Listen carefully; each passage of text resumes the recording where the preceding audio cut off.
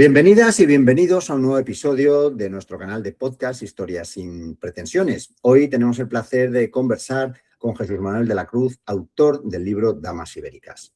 En esta obra nos invita a redescubrir el mundo íbero desde una perspectiva fascinante, que es el papel de la mujer en una sociedad que tradicionalmente hemos interpretado a través de los relatos masculinos y visiones totalmente parciales. A través del análisis histórico, arqueológico y cultural, el libro nos acerca a las figuras femeninas que formaron parte esencial de las comunidades íberas, desmontando mitos y aportando nuevas miradas. En el libro, además, el libro que tengo aquí muy cerquita, ha colaborado Silvia Martínez Amorós en todo el tema de las ilustraciones, que hoy no ha podido participar con nosotros en esta charla. Jesús es licenciado en Historia Antigua por la Universidad Complutense de Madrid. Jesús, si me equivoco en algo, me lo rectificas. Y ahora mismo ejerce como profesor de Historia y Educación Secundaria en un instituto de la Comunidad de Madrid. Con una amplia presencia en redes sociales desde el año 2020, que dirige el proyecto Voces de Bronce y Hierro, dedicado a la divulgación de los pueblos prerromanos de la península ibérica y del mito artúrico. Ha sido también autor del libro La bicha de Balazote. Y hoy hablaremos sobre el proceso de investigación, las fuentes, los hallazgos más sorprendentes y lo que significa reinterpretar el pasado desde una perspectiva más inclusiva. Bienvenido, Jesús. Es un placer tenerte aquí compartiendo tus conocimientos y hablando de algo que nos fascina, como es la historia. Muchísimas gracias, Antonio, por la oportunidad de poder estar contigo y con todos los oyentes. Oye, para empezar, ¿cómo nace la idea de escribir Damas Ibéricas? Bueno, pues efectivamente, como has dicho, mi primer libro fue sobre la bicha de Balazote, que era un libro muy centrado en esta célebre escultura ibérica y en el que trataba de explicar el contexto social e histórico de la escultura. Un elemento fundamental dentro de la sociedad ibera son las damas, y me quedó la espinita de poder hablar más sobre ellas. Además, una vez ya te pones a investigar, descubres el fascinante mundo que hay detrás de estas esculturas y te das cuenta que es necesario hablar sobre él. Pero, hablando sobre las damas, hay muchos elementos que quedan fuera. Y yo quería ir más allá. Yo primero y luego mis futuros lectores, que entendieran cuál había sido el proceso histórico que había llevado hasta las damas. Porque, como tendremos oportunidad de hablar ahora, las damas iberas son un hecho único en la escultura ibérica y en la cultura de todos los pueblos prerromanos. Eso merecía una explicación. Y de estos pensamientos y de estos intereses, pues nace este libro. Oye, ¿y por qué la idea también de incluir ilustraciones? Para mí es una idea buenísima. Yo voy a ver si se puede ver esta imagen, por ejemplo. Esto es obra de Silvia, y yo creo que eso ayuda mucho, aparte de las fotografías, pero ayuda mucho a hacerse una idea sobre todo del contexto de aquellas damas, ¿verdad? Pues sí, efectivamente. Una de las primeras cosas de las que me di cuenta cuando investigué estos temas es que muchas veces siempre hablamos de necrópolis, hablamos de yacimientos arqueológicos, hablamos de objetos, pero es muy difícil llegar a las personas que están detrás de esas cosas. Y entonces una de las intenciones que yo tenía con el libro era mostrar la vida de estas mujeres, no solo su muerte, no solo sus hogares. Y para poder hablar de la vida de las personas hace falta ponerles cara. Y desde el inicio del proyecto editorial yo sugerí a la esfera de los libros que este libro necesitaba estar ilustrado para mostrar en vida a estas ricas mujeres. Y propuse a Silvia Martínez, porque es una dibujante arqueológica de primer nivel, muy conocida en redes sociales, y yo quería que ella ilustrara mi libro. Afortunadamente ya nos conocíamos por redes y cuando yo se lo propuse, ella se mostró encantada de poder colaborar.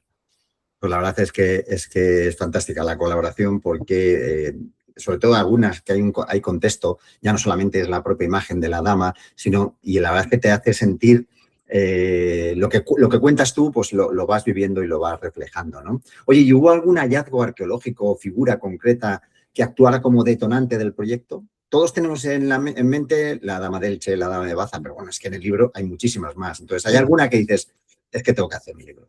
Pues sí. Bueno, en concreto dos. A lo largo de mi investigación, a lo largo del proyecto de divulgación que has hablado de Voces de Bronce y Hierro, he buscado muchos temas que fueran impactantes, que llamaran la atención de los lectores para poder acercar el mundo prerromano al público general. Y hay en concreto dos personajes de la prehistoria peninsular que me parece que son tan fascinantes que merecían un libro para ellas solas, pero yo al final las he incluido con muchas más protagonistas. Esta es La señora del Marfil, de Valencina de la Concepción, una mujer que falleció en Sevilla hace 5.000 años, y otra es La princesa de la Almoloya, una gran señora argárica que murió en Murcia hace aproximadamente unos 3.700 años. Muy bien. Oye, ¿y qué crees que falta, o bueno, faltaba o falta, sigue faltando en la divulgación actual sobre el mundo íbero? Bueno, sobre el mundo ibero en particular, yo creo que todavía falta que haya más gente que se dedique a divulgar. Es verdad que de un tiempo a esta parte el interés por la historia de la península ibérica crece, es mayor, pero todavía creo que adolecemos de acudir a determinados tópicos que son fáciles para acceder al gran público. Hace falta que haya más gente divulgando sobre el mundo ibero para que haya más canales de comunicación con el público general, y también creo que hace falta abandonar determinados tópicos que son muy fáciles de acceder a información y de llegar al público con ellos, y es importante que abandonemos estos tópicos para acceder a otros campos de estudio que pueden ser más complejos, que pueden ser más complicados, pero que generan interés verdadero y genuino cuando se habla de ellos. Aquí estamos, me figuro que no voy muy desencaminado, ¿no? Es por la importancia de Roma, ¿no? Que de una forma, pues, bueno, pues se come buena parte del pastel, hay más información sobre ella, hay más vestigios arqueológicos, hay más escritos, más gente que se ha dedicado. Pero, por ejemplo, tenemos un caso ahora en la península ibérica que es paradigmático, ¿no? Y es el ejemplo de Tarteso, en Extremadura. Con todos los hallazgos encontrados allí, ya no solo Mérida es el foco de cuando se habla de yacimientos arqueológicos en Extremadura. Ya empezamos bueno, pues que hay otros intereses, ¿no? Y precisamente en el libro tú hablas, en el último capítulo, lo dedicas precisamente a Tarteso, ¿no? Con esos hallazgos maravillosos que se han encontrado en Canchorroano y en Casas del Turuñuelo. Sí, bueno, de hecho creo que Canchorroano y sobre todo Casas del Turuñuelo es un ejemplo muy bueno para lo que estamos diciendo. Yo he tenido la oportunidad de hablar mucho con los directores de este yacimiento, y hay un elemento que siempre les he elogiado, que es el esfuerzo que han hecho por poner a la gente de Guareña en contacto con los descubrimientos arqueológicos que estaban teniendo lugar en este espacio. Hacerles partícipes, ¿verdad? Sí, hacerles partícipes. Como he dicho, hay interés sobre estos temas. Lo que pasa es que son muy desconocidos. La gente no sabe. Y entonces, en cuanto le expones lo que hay, se sorprende, se maravilla, y luego se genera ese interés que hay que continuar alimentando. Hacer partícipes a las gentes de las muchísimas localidades que tenemos en nuestro país sobre el increíble patrimonio arqueológico que tienen y que pueden disfrutar es fundamental para abrir este mundo. Y luego también, desde el punto de vista de las redes sociales, hacerles ver la riqueza de investigación, de conocimientos que tienen estas comunidades. Tarteso tiene ahora una edad de oro de la investigación, pero es que el mundo ibero también. Son dos culturas que estamos descubriendo y que estamos descubriendo que no tienen nada que desmerecer al mundo clásico, Grecia y Roma, del cual ya estamos totalmente familiarizados. Pero no ello no nos tiene que quitar el interés por otros temas, porque no son excluyentes y no son incompatibles. Son campos que pueden abarcarse de manera simultánea, pero hay que mostrarlos con el mismo interés y con el mismo entusiasmo. Y es una pena porque la península ibérica y sobre todo lo que es la mitad sur, ¿no? Hay yacimientos prerromanos increíbles, o sea, y montones, o sea, que no es una cosa posiblemente menos trabajados que en otros, que el concepto romano, pero es que es una barbaridad, o sea, es que es una pena que no salga a la luz todo eso en la historia de la península. Sí, a ver, bueno, también tenemos que tener en cuenta aquí factores políticos, factores económicos, de trabajo. Hay una cosa que yo creo que al público general le cuesta entender, y es que estamos acostumbrados a las noticias rápidas y a la información rápida. Y en arqueología pasan dos cosas. Uno, que las cosas de palacio van despacio, que en arqueología, desde que se descubre algo hasta que se hace una publicación científica sobre ello, pueden pasar años. Claro. Y no es porque las cosas se dejen. No se quieren hacer, sí, claro. Requieren un trabajo profesional muy intenso. Y luego, por otro lado, porque nada está escrito en piedra. Esto a veces desconcierta al público, que primero digas A y luego digas B, y la gente dice, pero bueno, no era A. Y bueno, sí, era A, En hasta que su de pronto momento, hemos descubierto que era B, claro. y no pasa nada. Y de hecho, ese tipo de cosas, el cambio que se da a través de la investigación, para mí es uno de los elementos más apasionantes del mundo prerromano, Ujú. que nunca sabes, y es además la frase con la que concluyo el libro. Esto es mucho de lo que sabemos hoy. No puedo ni imaginar lo que podremos saber mañana. Y para mí eso es una fuente de riqueza y de asombro que hace que todo esto merezca la pena.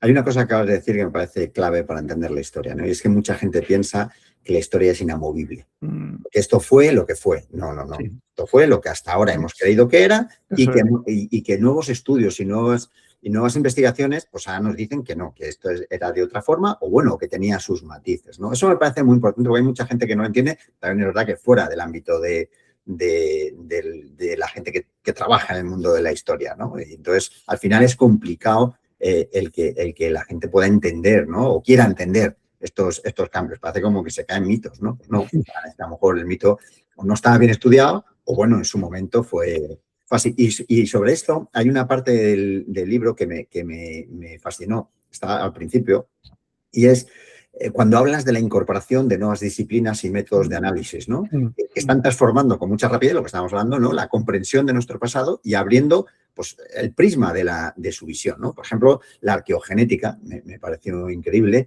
o las arqueologías de la muerte y de los cuerpos, ¿no? mm. Háblanos un poco de ellas y qué impacto están teniendo las investigaciones actuales. Bueno, todo esto son tres corrientes de investigación diferentes o técnicas de estudio diferentes que componen un poliedro, ¿no? Un microscopio de múltiples caras que nos permiten afrontar la investigación arqueológica del pasado pues desde muchos ángulos.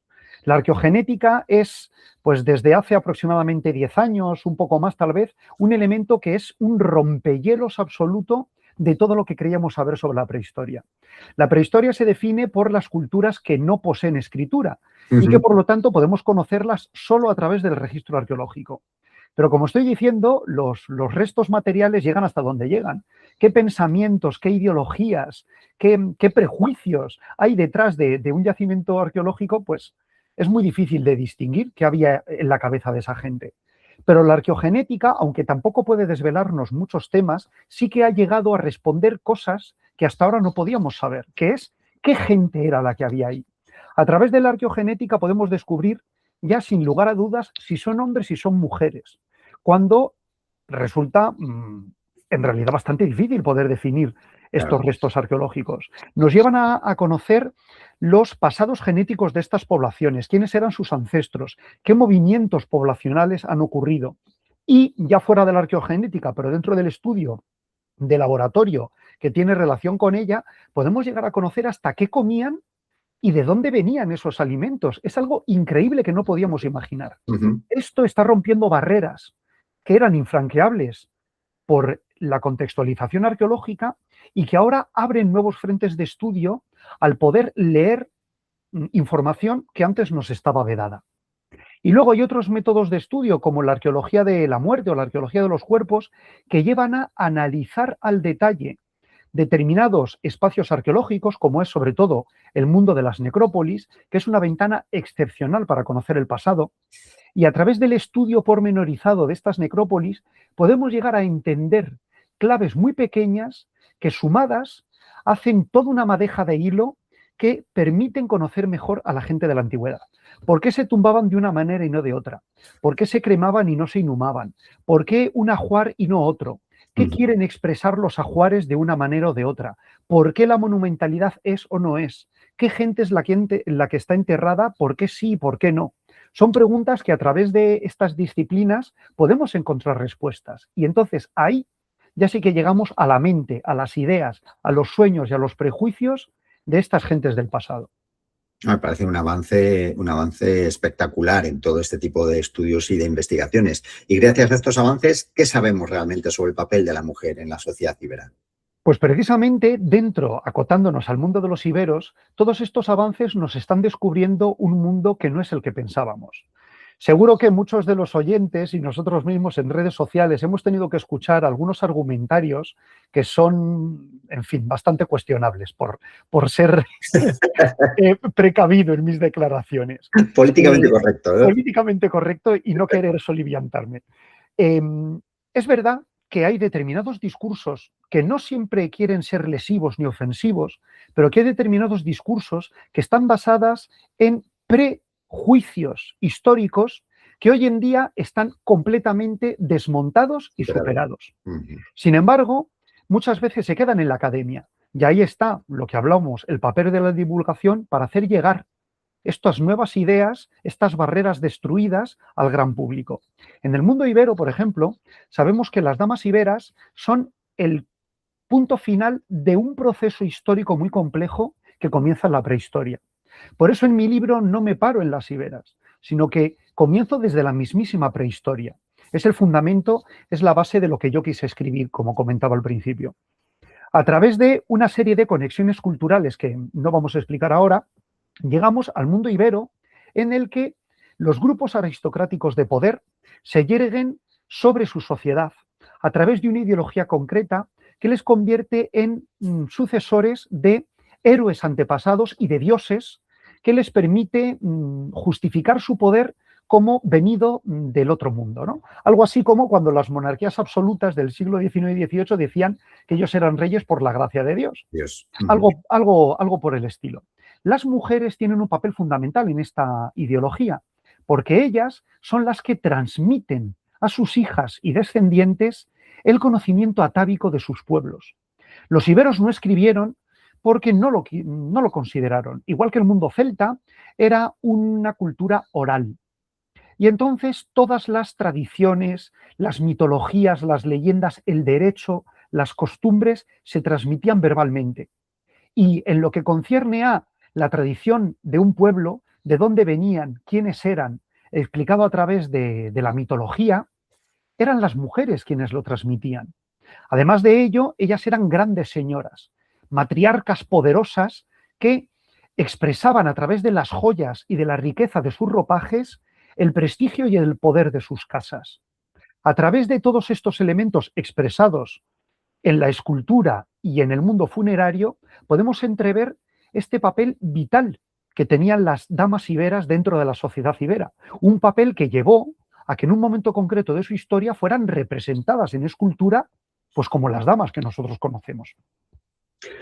Con esto me estás prácticamente contestando la siguiente pregunta que tenía, ¿no? Sobre los mitos o ideas erróneas sobre las mujeres iberas que te interesaba desmontar. Posiblemente este sea el más grande, o sea, el papel que funcionaban como grandes matronas, como personas de poder en la sociedad, o hay algo todavía superior que dices, no, mira, es que todavía hay un mito más grande.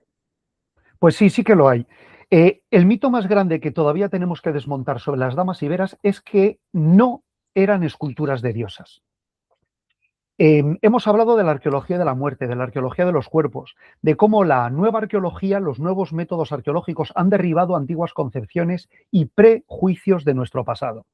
Cuando se descubrió la dama de Baza, la única dama en un contexto arqueológico claramente definido, hubo una gran sorpresa. Y es que, como probablemente muchos sepan, junto a la dama de Baza había un conjunto de panoplias de guerrero. Esto era inconcebible para la mentalidad de los arqueólogos que las descubrieron en los años 70, porque a una tumba de mujer no le pueden corresponder armas de hombre. Si son armas de hombre, esa tumba tenía que ser de un hombre. Y por lo tanto, esa escultura pues tenía que ser una diosa que era la patrona protectora de este individuo.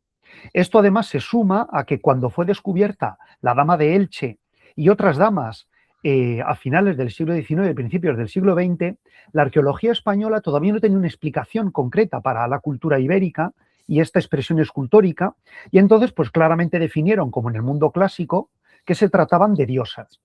Bueno, hoy en día, conociendo el pensamiento de los iberos, la ideología que hay detrás de los iberos, no podemos justificar esto. Primero porque el contexto principal en el que aparecen las damas ibéricas es funerario. no aparecen en templos. Las estatuas de los dioses aparecen de los templos. Ujú. Los iberos tenían templos, no eran como los templos clásicos, pero en esos templos los iberos no tenían grandes esculturas de dioses, principalmente porque los iberos eran culturas anicónicas, principalmente no concebían que sus divinidades pudieran representarte de manera física, aunque lo hacían por influencia sobre todo de griegos y romanos. Si las esculturas de damas iberas aparecen en necrópolis, coronan tumbas o están enterradas dentro de tumbas, es porque son efigies de las mujeres que hay allí enterradas. Y luego hay conceptos muy específicos que algunos autores han puesto en relieve que hay que destacar. Y es la creencia en la antigüedad de que la muerte era un elemento que maculaba la vida. Los dioses son inmortales porque están más allá de la muerte. Los templos, las necrópolis, perdón, se ubican fuera de las ciudades, incluso separadas por ríos que marcan el punto liminal entre los vivos y los muertos, porque la muerte es un concepto que tiene que estar separado de la vida. Poner una estatua de una divinidad en un espacio dedicado a la muerte es poco menos que una blasfemia. Ujú. Y eso hay que entenderlo bien, hay que profundizar en la psique de estos pueblos de la antigüedad para poder explicar que es muy difícil de justificar que esas esculturas sean divinidades. Claro. Eso es lo que te iba a preguntar ahora respecto a las evidencias de mujeres guerreras, ¿no? Porque esto, lo acabas de decir, es muy controvertido, sobre todo en los hallazgos arqueológicos. Las interpretaciones arqueológicas han hecho, bueno, han dado piruetas, han hecho el pino puente para justificar lo que no era, ¿no? Y evidentemente han aparecido este tipo de restos ya no solamente en la península ibérica, sino en Europa y hay yacimientos donde se han encontrado, ¿no? O sea, ya no Por solamente con supuesto. armamento, sino con No, un no, carro. eso no tiene discusión. Y entonces ya Bueno, parece que se acepta, ¿no? ¿O sí, cuesta bueno, todavía? yo me acojo a una frase que dijo la profesora Carmen Aranegui. Carmen Aranegui es una de las principales investigadoras del mundo ibérico, del mundo femenino y de la escultura ibérica. Pero Carmen Aranegui dijo una frase: no le podemos pedir a la historia lo que no es. Las mujeres iberas tenían un papel fundamental en la sociedad, pero eso no quiere decir que tengamos que buscar los mismos papeles que tenían los hombres. Conocemos perfectamente casos de sociedades donde las mujeres tenían un papel guerrero. Son Ujú. los escitas y todas estas culturas que vivieron en la zona póntica, en torno al Mar Negro. Los griegos los conocieron bien y se sorprendieron de que hubiera mujeres guerreras entre ellos. Es el mito de las amazonas. Ujú. Es muy interesante hablar del mito de las amazonas porque en realidad las amazonas se relacionan con Teseo, con Hércules, con la guerra de Troya, pero los griegos de Pericles, los espartanos de las Termópilas y Alejandro Magno conocieron a mujeres amazonas porque vivieron con ellas.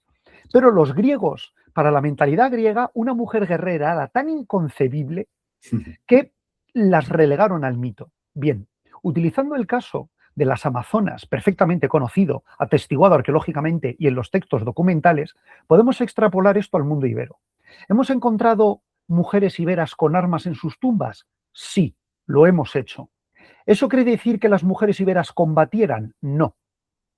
Primero, porque si los griegos se escandalizaron de las mujeres guerreras escitas y tracias, pues se habrían escandalizado de las mujeres guerreras iberas. Y los griegos se escandalizaron por cosas que hacían las mujeres iberas, pero entre ellas no estaba luchar.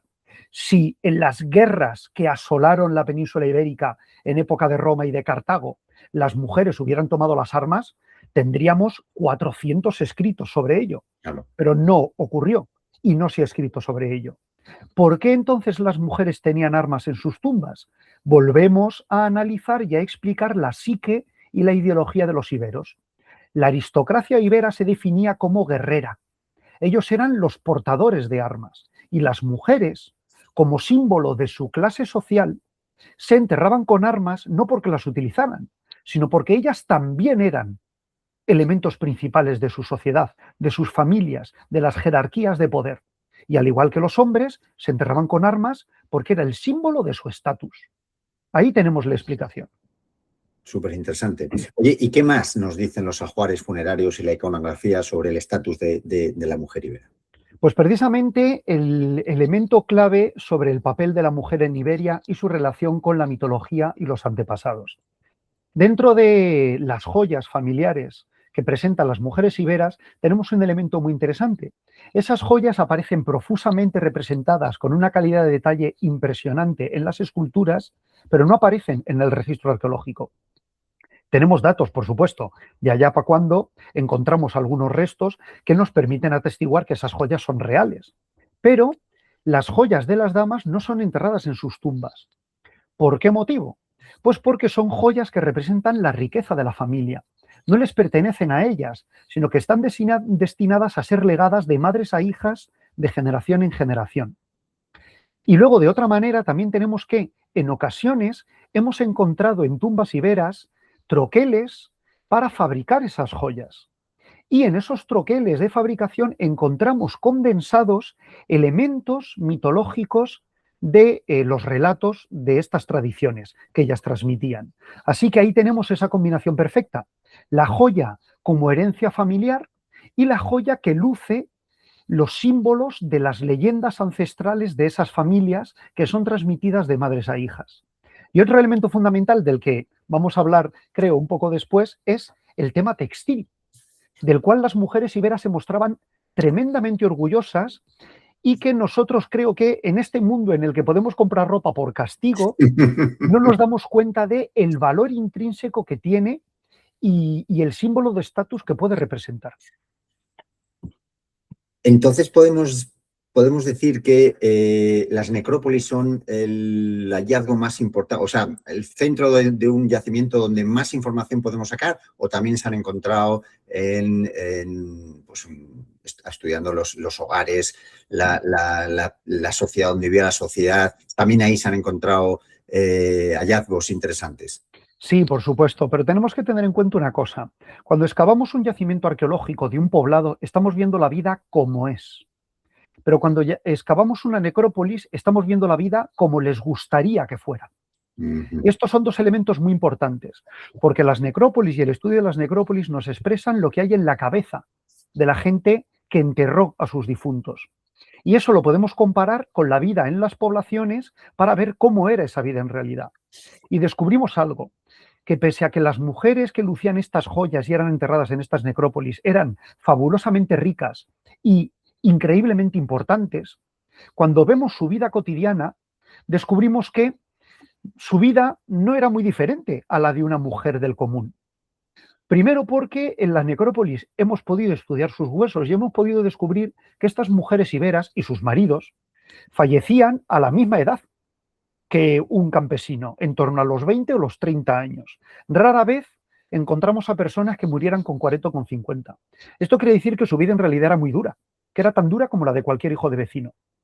Y en los hogares encontramos, eso sí, las diferencias de poder. Todavía hoy, como hace 2500 años, quien tiene más vive en una casa más grande. Y eso es lo primero. Pero también son casas más distribuidas, con más habitaciones, con un ordenamiento interno más complejo y con estructuras diferenciadas para celebrar banquetes, para recibir a los invitados, para tener una vida privada. Todo eso también lo tenemos en los yacimientos arqueológicos y nos permiten entrever la vida cotidiana de estas mujeres. Jesús, teniendo en cuenta lo que has dicho antes, pues que no hay testigos escritos, como pasa con el mundo griego y el mundo romano, aparte de la arqueología, ¿qué fuentes has utilizado para reconstruir estas historias? ¿Qué dificultades te has encontrado para poder hacer este tipo de investigación? Pues a ver, lo más difícil es, como hemos comentado al principio, que es difícil poner cara a una cultura que solo conoces por sus objetos materiales. Eso es lo primero. Segundo, creo que es muy útil utilizar los pocos vestigios que hay, vestigios, más bien referencias escritas sobre estos pueblos y poder matizarlas para poder saber qué están diciendo en realidad. Tenemos autores griegos y romanos que hablan sobre el mundo ibero, pero primero, no hablan de muchas cosas. Y esto es un elemento importante. En la arqueología grecorromana, que también existe, por supuesto, por muchos textos que tengamos, es muy interesante comparar lo que los romanos y los griegos dicen sobre sí mismos con lo que luego podemos estudiar en arqueología. Y entonces descubrimos que no todo es, no es oro todo lo que Reluce. reluce, gracias. Y, por ejemplo, encontramos cuestiones como la de Esparta. Es un ejemplo que yo creo que es paradigmático y a mí me ha servido mucho para entender mejor al mundo ibero. ¿Por qué hablo de Esparta? Bueno, pues porque todos conocemos Esparta, ¿verdad? Ujú. La polis de Esparta que llegó a dominar el Peloponeso, Grecia, y ganar en la guerra del Peloponeso nada menos que Atenas. La Atenas del Partenón, la Atenas de la monumentalidad, la Atenas de Pericles. Cuando uno excava arqueológicamente Esparta, se sorprende, porque, dicho un poco grosso modo, en Esparta no hay nada. No hay monumentalidad, son pequeñas aldeas que si no tuviéramos ningún escrito de ellos, como nos pasa con los iberos, pensaríamos que Esparta era un villorrio, sin ningún poder y sin ninguna relación. Bueno, pues esto es lo que nos pasa con el mundo ibero. Primero, no tenemos textos para poder justificar lo que vemos. Y segundo, los textos que sí hablan de ellos, en realidad están contando lo que ellos quieren contar.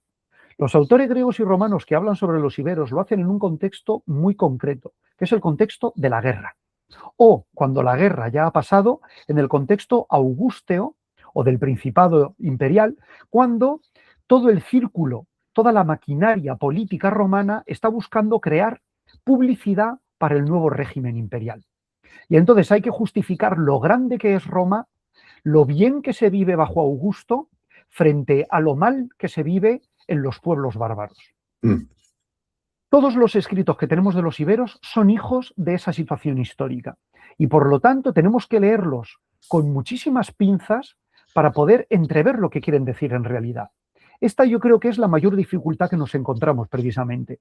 La arqueología no, porque en los últimos 20 años hay una eclosión en los estudios del mundo ibérico sin precedente. Sabemos tanto del mundo ibero a nivel arqueológico que casi no nos hacen falta los textos.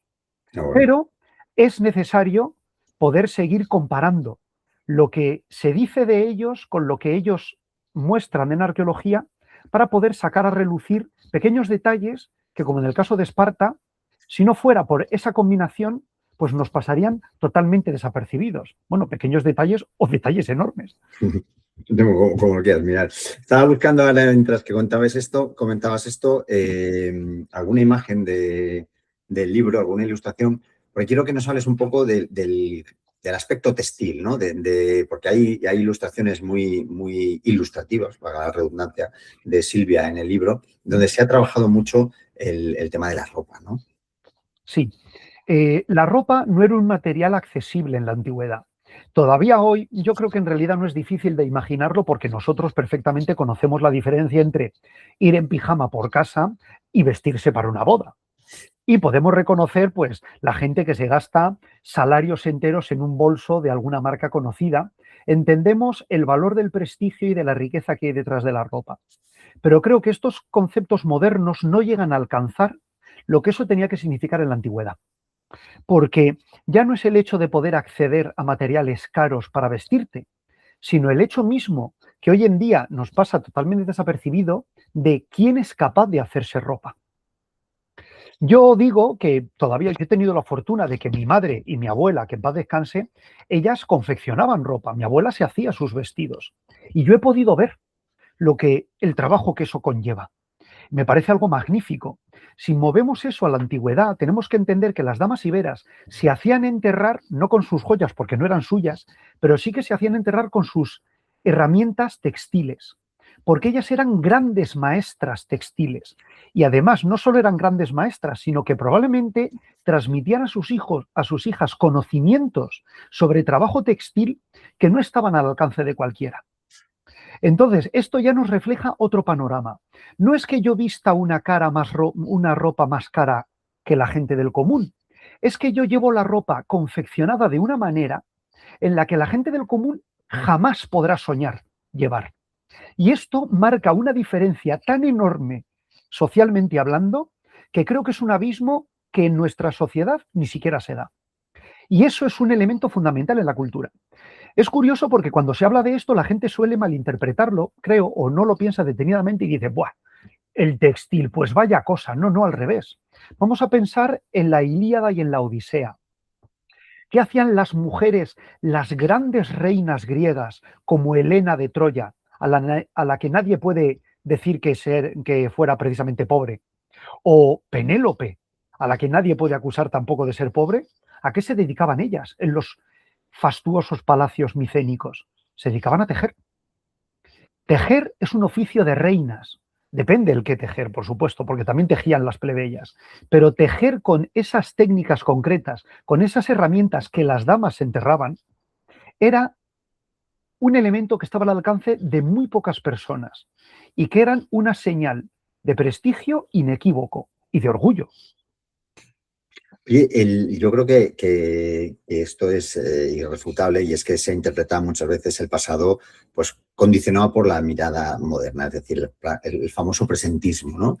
Entonces, para alguien que no esté metido en materia, es decir, oye, ¿y por qué hoy es importante revisar el papel de las sociedades antiguas, el papel de la mujer en las sociedades antiguas? O sea, ¿qué nos va a aclarar visto desde el presente, pues el papel de la mujer? ¿Qué más da, no? Bueno, pues creo que es fundamental. La historia nos ofrece un reflejo de nosotros mismos, pero depende mucho de las preguntas que le hacemos. Las nuevas corrientes historiográficas buscan nuevas perspectivas, buscan añadir facetas al microscopio con el que miramos al pasado para responder preguntas que surgen desde el presente. Lo he citado varias veces. Construimos muchas veces la historia con prejuicios. Desde nuestro presente buscamos de manera continua justificar nuestras actitudes y nuestros planteamientos. Una parte de esas justificaciones proceden de lo que consideramos que está bien y está mal, lo que consideramos que es legítimo e ilegítimo.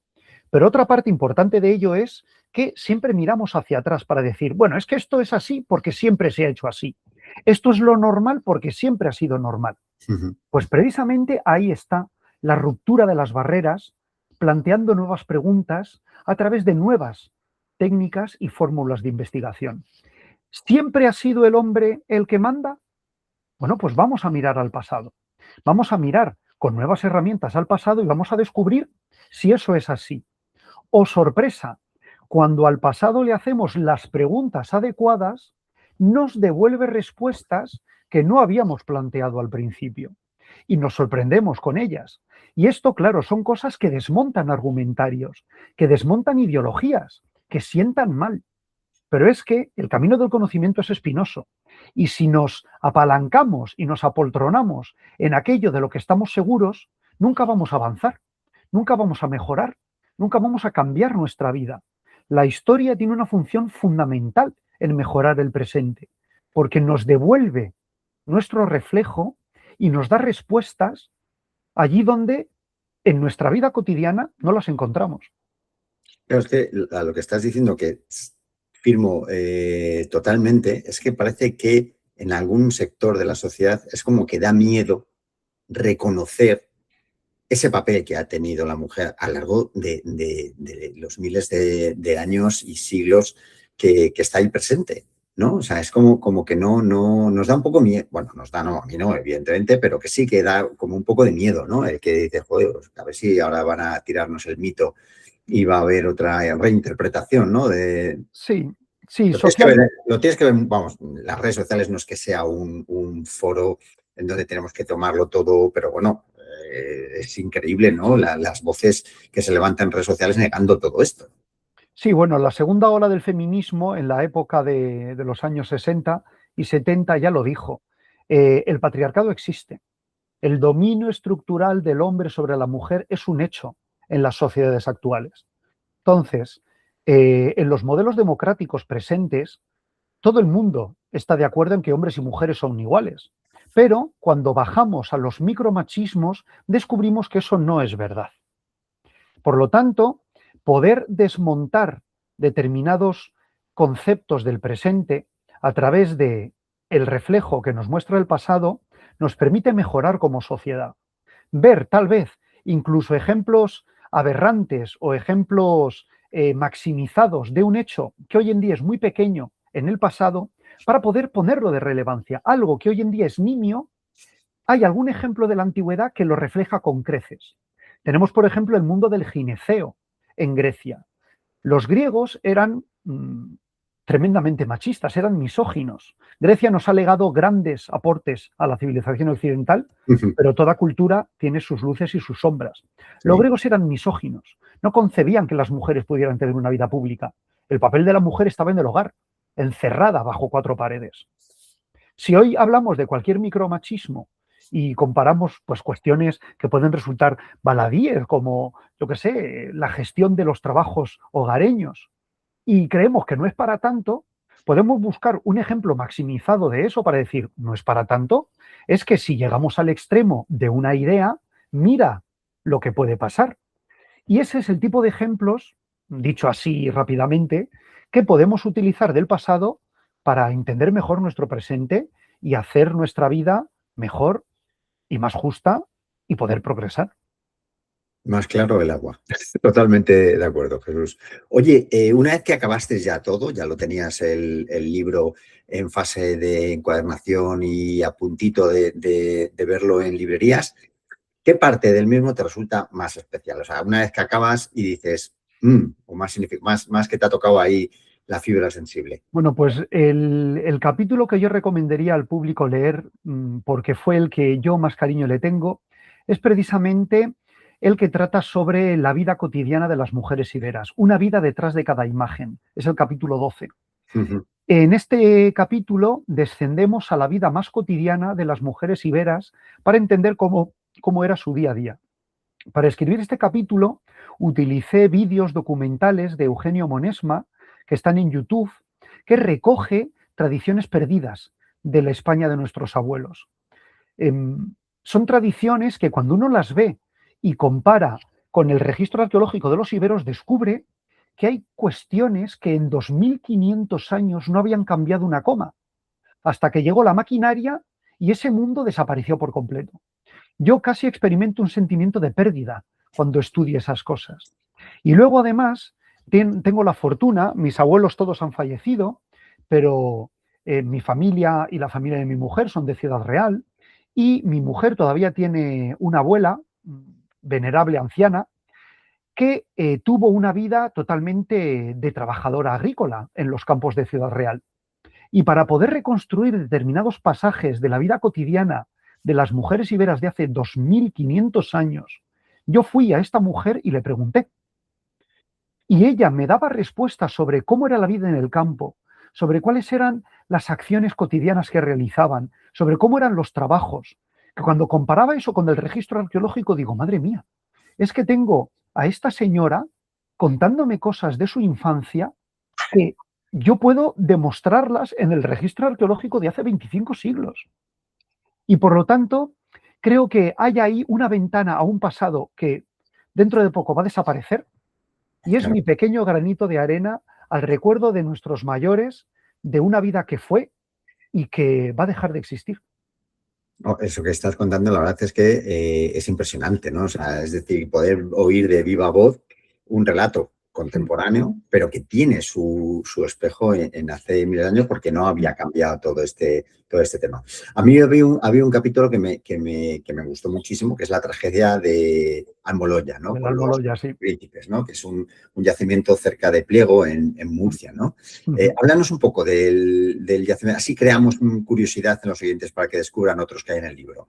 Bueno, yo dije hace Tú varios antes has años, hablado que has dicho que una de tus damas favoritas era precisamente ella. es la princesa de la Almoloya. La Almoloya se merece, yo qué sé, se merece una saga de novelas, una película, se merece una serie, porque es increíble lo que estamos descubriendo. Tenemos que viajar a la cultura argárica. El argar puede ser el primer estado que existió en la península ibérica. Se desarrolló en la Edad del Bronce entre el 2200 y en torno, las últimas fechas, al 1400 a.C. Son coetáneos del Imperio Nuevo Egipcio o de los minoicos, que conocemos por el palacio de Cnosos. Esta cultura se convirtió en el primer modelo de Estado porque está regido por una aristocracia que pudo gobernar a su población con mano de hierro. Establecieron todo un sistema de poder y de control del territorio basado en familias aristocráticas que hacían de las armas y de las joyas la señal de identidad de su poder y de su posición social. Dentro de las joyas, las damas argáricas, las grandes señoras argáricas, se hacían representar con diademas de plata. Diademas de plata muy particulares porque son diademas con un alveolo que acaba en un disco. Que bueno, hay discusión sobre si este disco se ponía sobre la nariz o se dejaba sobre la cabeza. Estas diademas son muy particulares en la cultura argárica porque no existen durante todo el periodo argárico. Solo existen en el momento de máximo esplendor del argar, vamos a decir en torno al 1700-1600 a.C., y se concentran en un núcleo muy pequeño del mundo argárico. Con lo cual, puede significar que estas diademas en realidad representaron el cénit absoluto del poder de estos príncipes argáricos en su época. Y eran las mujeres quienes hacían ostentación de esta joya, no los hombres. Precisamente la almoloya es uno de estos espacios que, si no nos paráramos a estudiarlo detenidamente, habría pasado totalmente desapercibido. Es una pequeña muela totalmente arrasada en su parte superior, donde se construyó hasta el último centímetro de espacio que había. Es un complejo palacial, varias habitaciones, varias manzanas, por decir así, con unos pasillos tan estrechos que se duda que permitieran el paso de personas. Probablemente toda la circulación peatonal se hacía por los techos de estos edificios. Y dentro de estas estancias, de estas manzanas, una de ellas era el Palacio de la Almoloya. Es el palacio porque en él se ha encontrado una habitación que era un salón de reuniones, con unos bancos corridos todo alrededor y en un espacio principal, en un extremo de la habitación, un gran sitial dispuesto frente a una gran hoguera. En este espacio de representación fue enterrada una pareja con el ajuar funerario más rico de toda Europa occidental en su época.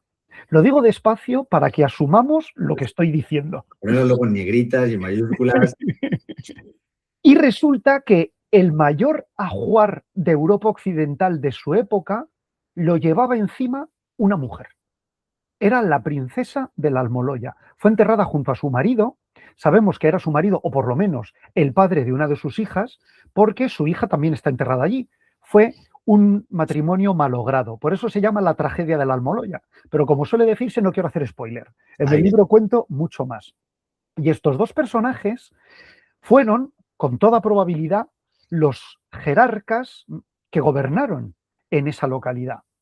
Lo cual nos induce a pensar que las mujeres debieron tener un papel protagonista también en la cultura argárica un milenio antes de los iberos, y en segundo lugar, que en un espacio muy pequeño hay encapsulado una historia de tragedia, de cambios sociales, de política, que merece mucho más que un capítulo de un libro. Yo ahí lo dejo.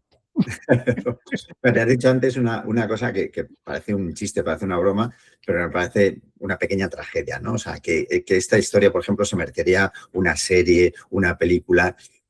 No hemos sido capaces me refiero a los españoles, no hemos sido capaces de tener ese marketing, todo lo que acabas de decir, es un palacio que está a la altura y la riqueza de los principales yacimientos europeos, mundiales, y no somos capaces de sacar a la luz todo esto y de venderlo dentro de nuestra cultura. Sí, la verdad es que todavía Vale, que tiene una connotación económica, que hay que invertir, pero hombre, o sea, ya es con lo que tenemos. Ya... Sí, no, pero hay interés. En literatura, sobre todo, se están haciendo trabajos. Yo, por ejemplo, quiero aprovechar para recomendar a un amigo mío, Juan Antonio Carocals, que si me está escuchando le mando un saludo, porque él se ha atrevido a escribir sobre el argar. Y son libros que yo además quiero aprovechar para recomendar. Se llaman Cuentos Argáricos. Él está reconstruyendo el mundo argárico. Además, es muy humilde y dice que sabemos tan poco del mundo argárico que decir que es novela histórica es cometer un error. Él dice que es novela de fantasía con una ambientación histórica. Yo le digo, Juan Antonio, chico, tu novela está más investigada que perfiles de divulgación que se supone que saben de historia. O sea que, pero bueno, entiendo por qué lo dice. Las limitaciones que nos ofrece poderle poner cara a una cultura de la cual solo tenemos objetos materiales. Pero los esfuerzos están ahí. Hay más novelas, han habido series. Hay una serie, me vas a permitir que diga, infame, que se hizo algún tiempo sobre Viriato y Lusitania, que era terrible, pero hay intentos. Pero creo que todo esto viene de la mano de lo que hablábamos al principio. Todavía el mundo prerromano es muy desconocido y es muy prejuicioso. No lo conocemos bien. Y no se puede hablar y no se puede crear arte y literatura de aquello que no se conoce. Claro. Jesús, escuchándote con esa pasión que transmites y esa ilusión, me figuro que no te vas a quedar ahí solo, ¿no? En este libro y que vas a seguir divulgando sobre el mundo ibero y otras culturas, ¿no? Desde esta perspectiva que estás mostrando, ¿verdad? ¿Cuáles son tus próximos proyectos, los que se puedan comentar? Bueno, yo soy muy activo en redes sociales. De un tiempo a esta parte he pensado en darle mayor protagonismo e empuje al canal de YouTube. Mi proyecto Voces de Bronce y Hierro nació en un blog, Voces de Bronce y Hierro, donde cuelgo artículos de investigación sobre temas diversos de los pueblos prerromanos, principalmente en los campos que más me interesan: mundo ibero, Tarteso, la Edad del Bronce y el mundo artúrico. Y en el canal de YouTube, que es una forma de llegar al público volcando estos artículos de manera interactiva, quiero empezar a hacer más publicaciones, siempre que el trabajo y la vida hogareña me lo permitan. Sigo actuando, sigo participando en Instagram, en TikTok, en Threads, porque la divulgación hay que hacerla, hay que estar trabajando. Y respecto a literatura, ahora mismo pues estoy descansando, porque el proyecto de Damas Ibéricas ha sido un proyecto de 2 años de trabajo que me ha llevado a aprender mucho, pero ideas que tengo en mente y que me gustaría abarcar en el futuro, pues es sobre el mundo artúrico. He escrito ya 2 libros sobre el mundo ibérico, sobre la bicha de Balazote y sobre las damas. Este libro de las damas es mucho más que un libro de las damas, porque en realidad es una historia de los pueblos prerromanos de la península ibérica con nombre de mujer, desde la prehistoria hasta el mundo ibérico, y tal vez lo que quiera ahora es abandonar un poco este campo para abarcar campos nuevos, como es el de la mitología artúrica, de la cual creo que hay mucho que hablar, sin que ello signifique que tampoco tenga otras cosas en la cabeza, por ejemplo, respecto a la Edad del Bronce. Pero bueno, el trabajo poco a poco, primero es lo que me da de comer, que es el colegio, y el trabajo escolar requiere mucho esfuerzo, y luego pues en mis ratos libres voy pergeñando nuevas ideas y nuevos campos de trabajo. Suena apasionante. Oye, vamos a hacer un poquito de ciencia ficción. Si pudieras viajar al mundo ibero por un día, ¿qué te gustaría ver o a quién te gustaría conocer? Pues si yo pudiera viajar al mundo ibero por un día, lo que de verdad me gustaría ver es la vida cotidiana de esta gente. Cuando escribí La bicha de Balazote, me di cuenta de que a los iberos siempre les hemos descrito como un pueblo de nobles guerreros y señores, que es verdad que en el mundo antiguo eran celebérrimos por ser unos mercenarios muy cotizados, lo cual habla de su valor marcial y militar. Pero eso nos lleva a pensar que los iberos eran pueblos guerreros. Cuando hice el trabajo de La bicha de Balazote y estudié en profundidad el mundo ibero, me di cuenta que estamos muy equivocados. Los iberos, los aristócratas iberos, esos aristócratas que se entierran con armas, que eran contratados por todas las culturas del Mediterráneo para servirles como guerreros, que se hacen esculpir como guerreros, lo que eran en realidad eran potentados y ricos hombres. Esa gente vivía de la ganadería, vivía de la agricultura y del comercio. Era gente con gustos exquisitos. Y creo que ese contraste entre la ferocidad guerrera con la que ellos mismos se querían hacer ver y la suntuosidad de sus ajuares funerarios y los intereses cotidianos, económicos, que les motivarían en su día a día, para mí es un contraste tan fuerte que de verdad me gustaría poder pues, mirar por un agujerito o estar al lado de uno de estos príncipes iberos y ver cómo era un día a día, ver cómo se mueve en su vida cotidiana personas que tenían poder de decisión sobre la vida y la muerte de tanta gente. Sí, la verdad es que muchas veces a lo mejor nos vamos a grandes ideas y a grandes personajes y lo que realmente hace la historia es precisamente esos pequeños detalles de la sociedad y de la vida del día a día. Jesús, antes de despedirnos, yo tengo que recomendar, lo has dicho antes, pero tengo que recomendar a nuestros oyentes tus perfiles de redes sociales y los de Silvia, porque la verdad es que bueno, son imprescindibles para seguir aprendiendo sobre el mundo ibero. Yo dejaré en la descripción del podcast y del vídeo de YouTube luego estos enlaces Hacéis una labor encomiable con divulgación de calidad que puede llegar a todo el mundo y os animo desde este humilde canal de podcast a que sigáis en esa línea porque es muy, muy, muy necesario. Muchísimas gracias, Antonio. Como digo muchas veces, sin un público que me escuchara, yo sería un tipo raro que habla solo. Así Hablarías que, en el desierto, ¿no? efectivamente, te agradezco muchísimo la oportunidad y tus palabras porque al final, pues esto es lo que nos anima a los divulgadores. Saber que nuestro mensaje llega, saber que nuestro mensaje gusta y que podemos poner nuestro granito de arena. Hay que hacerlo, hay que hacerlo. Bueno, pues hemos hablado con Jesús Manuel de la Cruz sobre Damas Ibéricas, una obra que nos invita a mirar el pasado con nuevos ojos y a reconocer el protagonismo femenino en una de las culturas más fascinantes de la península. Eso es un magnífico libro, además es de una lectura muy asequible, fácil y que aprendes muchísimas cosas y que te cautiva y te enamora en muchos apartados del mismo, ¿no? Pues gracias por acompañarnos y por ayudarnos a comprender mejor nuestras raíces históricas. Muchísimas gracias a ti. Y a vosotros oyentes, pues gracias por estar al otro lado. Si os ha gustado el episodio, por favor, compartirlo, dejarnos comentarios, dejarnos vuestra valoración y nos escuchamos en el próximo capítulo. Pues nada, hasta pronto. Adiós.